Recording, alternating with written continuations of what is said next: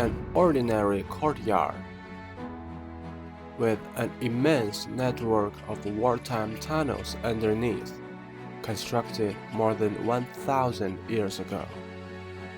It is speculated that this tunnel complex stretches for up to 1,300 square kilometers and served as a defensive fortification. This is the story of the underground Great Wall in Hebei Province, China. About half a century ago, farmers from Xiong County found some caves made of bricks underground when digging a well. At roughly the same time, similar discoveries were made in neighboring counties as well. After some investigations, experts determined that these were wartime tunnels constructed more than 1,000 years ago. In the year 960, Emperor Zhao Kuang-yin founded the Song Dynasty. The main threat to this newborn dynasty was the regime from the north, the Liao Dynasty founded by the Khitan people. As nomadic people, the territorial expansion of the Liao Dynasty was rapid, and the clash between these two dynasties was inevitable. This very area of Xiong County was one of the ancient battlefields between Song and Liao. The tunnel we see today is only a little fragment of the whole tunnel network. They repaired and restored a total length of about 200 meters, which is already good enough for us to have a glimpse of the situation 1,000 years ago. These little things made of stone are not just decorations. We will talk about it later. The pavilion over there is the entrance of this tunnel. We will go about 5 to 6 meters deep down. The lighting in the tunnel is quite dim. I think it's a perfect imitation of what it was in the old days. Ahead of us is a long corridor, and a little archway is on my left. We will go straight first and come back here later.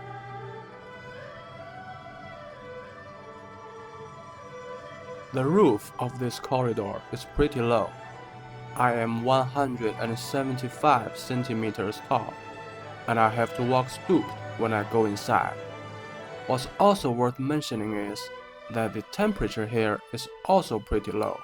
It's a hot summer outside, but here it feels pretty cool, and the feeling of moisture is overwhelming. This little niche on the wall is the place to put candles. You can still see the black stains inside the niche, and they are the burn marks.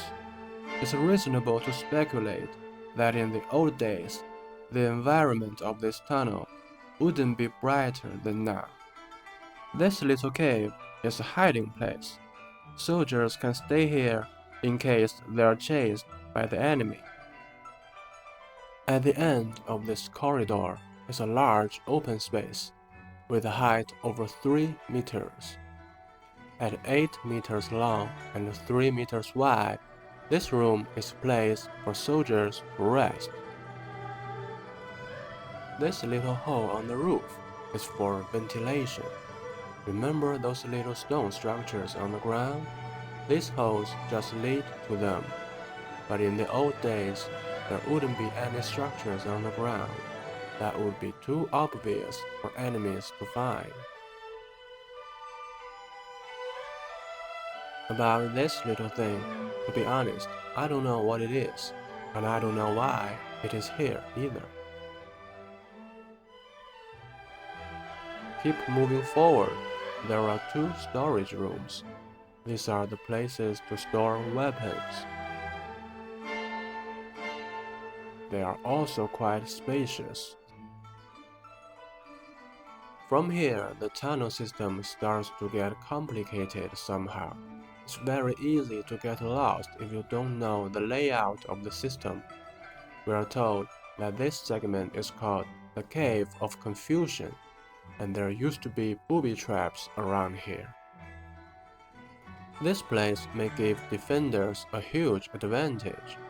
During this brief visit, I noticed that quite a lot of tourists had trouble finding the exit from here.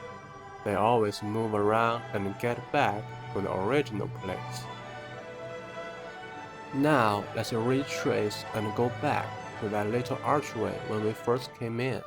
From here, you need to go downstairs first and then go upstairs. This is a practical design, as it can prevent the enemies from seeing what's inside directly. Around the corner is another corridor parallel to the one we just walked through. Going forward is a huge chamber, supposed to be a meeting room. This place is relatively hard to find from the outside. It's kind of a situation room in the old days.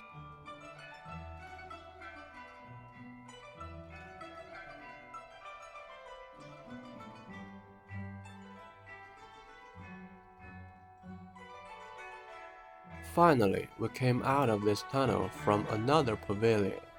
The distance between these two pavilions is just about 100 meters, but it feels much more than that from underground. Overall, this tunnel complex served as a frontline fortification. Soldiers could hide inside, move inside, collect intelligence, and observe enemy forces. In the year 1005, the Song Dynasty and the Liao Dynasty agreed to cease fire and sign a peace treaty, with two emperors addressing each other as brothers since then. It is speculated these tunnel systems had been abandoned after that. The peace was sustained for more than a century.